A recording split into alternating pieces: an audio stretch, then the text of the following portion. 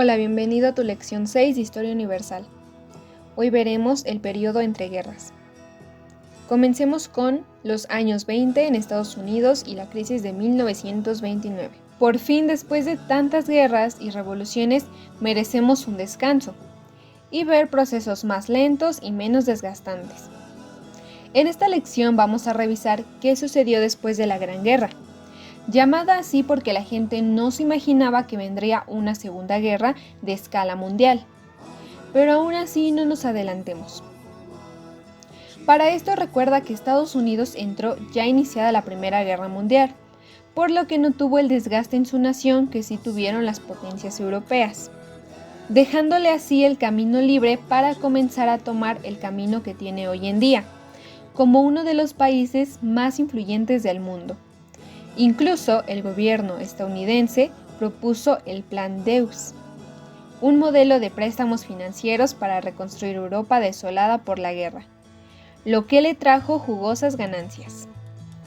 Sin embargo, esa ruta a la cima no estuvo libre de tropiezos y aprendizajes, ya que cuando la Gran Guerra termina, Estados Unidos adquiere un impulso económico sin igual a no tener competidores en industria, finanzas ni guerra, por lo que tanto gobierno, empresas y ciudadanos en Norteamérica gozaban de una estabilidad económica sin igual. Las compraventas y los créditos eran el pan de cada día en los mercados estadounidenses, con un optimismo que llegó al grado de que mucha gente de estrato medio y medio bajo tuvo la oportunidad de introducirse a la compra y venta de acciones de empresas en la Bolsa de Valores de Nueva York. Para esto, pon mucha atención porque es un tema un poco complicado.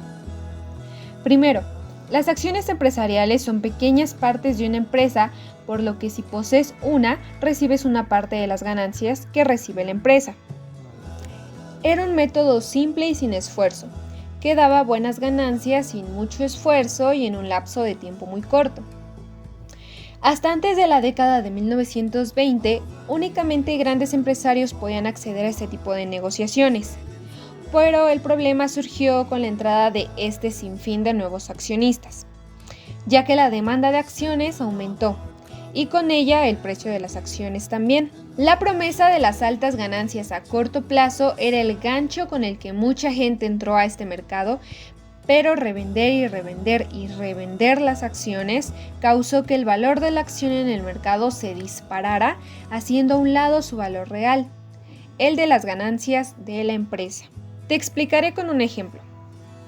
Supongamos que tú compraste una acción del 1% de una empresa de zapatos, por lo que cada 100 pesos de la empresa que gane, 1 peso es para ti, en el corto plazo. Pero como a la empresa de zapatos le va muy bien, vendes tu acción de 1% a 2 pesos, al doble del precio que la compraste tú.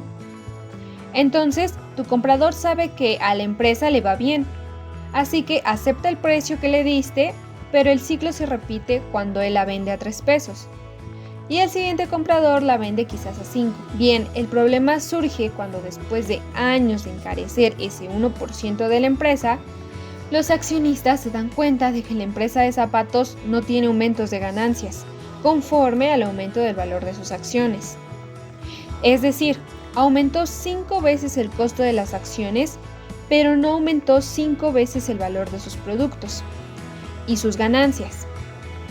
¿Ya identificaste la raíz de la crisis? Si no, puedes regresar al video y verlo de nuevo. ¿Ahora sí quedó claro? Espero que sí. Prosigamos.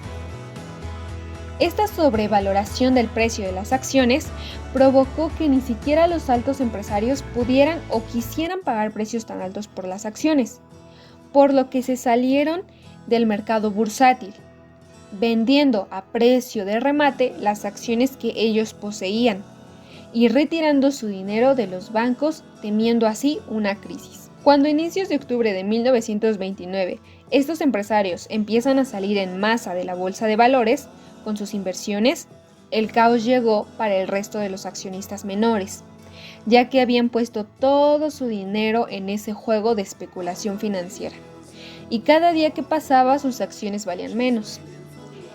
El acabose llegó el jueves 24 de octubre de 1929, conocido como el Jueves Negro, Ese jueves, en Wall Street, lugar donde estaba la Bolsa de Valores de Nueva York, la situación se tornó crítica, cuando miles de accionistas cayeron hasta menos de la quinta parte de su valor inicial.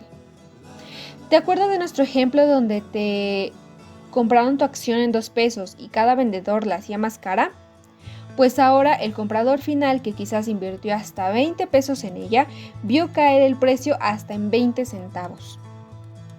Esto no solo sucedió con una, sino con miles y miles de accionistas que veían caer sus ahorros en tan solo unos días, provocando así un efecto en cadena que fue fatal para la economía de Estados Unidos. Te cuento todo lo que ocurrió.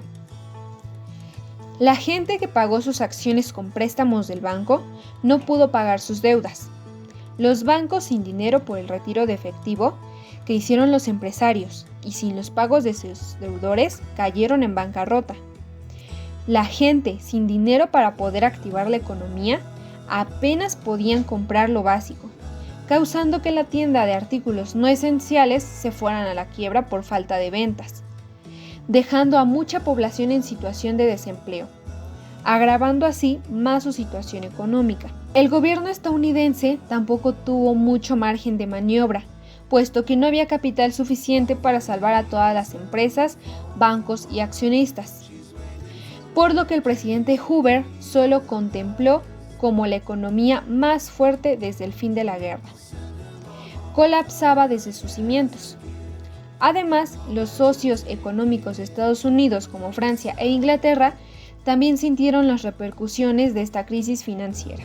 Fueron algunos años oscuros para la economía de Estados Unidos, y la promesa de mejora llegó en 1933, con la entrada de la presidencia de Franklin D. Roosevelt. Este presidente llegó con un programa de recuperación económica llamado The New Deal, o el Nuevo Trato, basado en un modelo keynesiano donde el gobierno intervenía en la economía en puntos estratégicos para que con dinero público pudiera reactivarse el sector privado y el consumo. Ahora veamos el totalitarismo en Europa, la guerra civil en España. No es casualidad que España lleve tiempo sin figurar en la escena internacional, ya que desde las independencias americanas son puros descalabros para la corona española, quien recordemos que ya perdió sus últimas posiciones, razón por la que la inestabilidad estuvo presente en la península por muchas décadas. Tras la caída del dictador militar Miguel Primo de Verdad en 1930, que estaba siendo apoyado por el rey Alfonso III, se instauró un modelo republicano con muchas diferencias entre los representantes. Las facciones que más figuraban conformaron 2 partidos. Uno, el Partido Republicano, conformado por pequeña burguesía y una cantidad importante de la población, y el Bando Nacional, una facción conservadora respaldada en el ejército y la iglesia. Los recursos militares y económicos le dieron la victoria al Bando Nacional después de 3 años de guerra civil entre 1936 y 1939. Tomaron el control de España estableciendo un nuevo régimen militar con Francisco Franco al mando. Así el gobierno franquista perduró sin interrupciones desde 1939 hasta la muerte del dictador en 1975, años en los que España expulsó muchos opositores republicanos, principalmente hacia Latinoamérica. Ascenso del fascismo italiano. Tras terminar la Primera Guerra Mundial, en Italia se creó un profundo temor a que llegara la ideología socialista influida por la Unión Soviética. Uno de los principales opositores al socialismo fue el militar Benito Mussolini, liderado una marcha popular en Roma en 1922, con consignas antisocialistas. Las proclamas de Mussolini no solo fueron convincentes para el pueblo italiano, sino también para el rey Víctor Manuel III y para el Papa en la Santa Sede. Esta aprobación se reflejó en las elecciones de 1924, al ser elegido como canciller de Italia, y el respaldo real lo elevó a la categoría de dictador, o con el título que prefería, Duce. La dictadura inicia formalmente en 1925 y se caracterizó por discursos ultranacionalistas, antiliberales, antisocialistas, conservadores, con apoyo de la Iglesia y fuerte control militar, así como un control de los medios de comunicación y de la educación. Así el término fascismo viene de la administración militar a través de fascios, pequeñas unidades del ejército que controlaban región por región en Italia. Ahora veamos el nazismo alemán.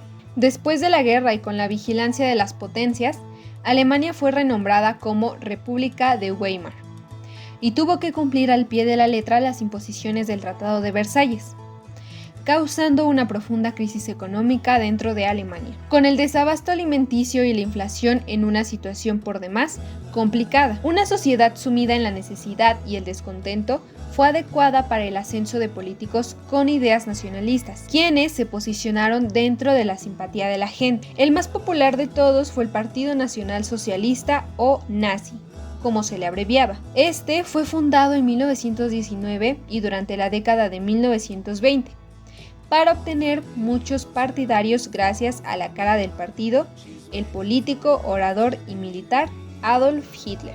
Hitler había estado presente en la Gran Guerra como militar después de que su carrera en la Escuela de Artes de Viena no fuera exitosa. Estuvo un tiempo en la cárcel por la radicalidad de sus ideas.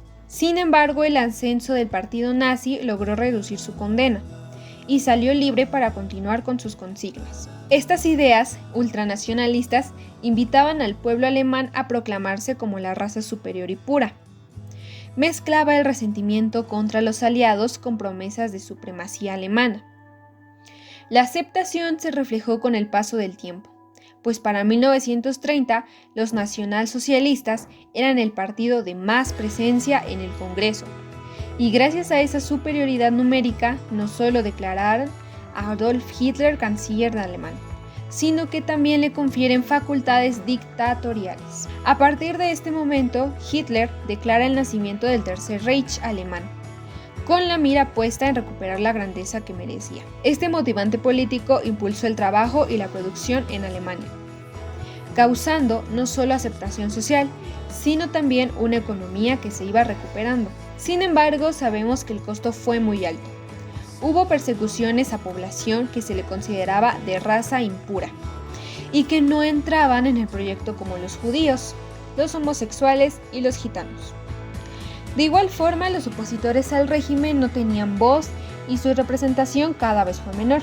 Muchos de estos personajes inicialmente eran segregados, pero después su situación fue más complicada, convirtiéndose en una cacería, siendo arrestados y encarcelados en condiciones inhumanas, dentro de los campos de concentración, donde solo esperaban su muerte. Estos tres gobiernos, España, Alemania e Italia, tenían muy buenas relaciones. El último en ascender al poder fue Franco, ya que incluso después de 1939 continuó luchando contra levantamientos opositores, mientras que Hitler y Mussolini ya contaban con un gobierno bien establecido y dispuestos a expandir su control a otras regiones europeas. Aquí finalizamos esta lección.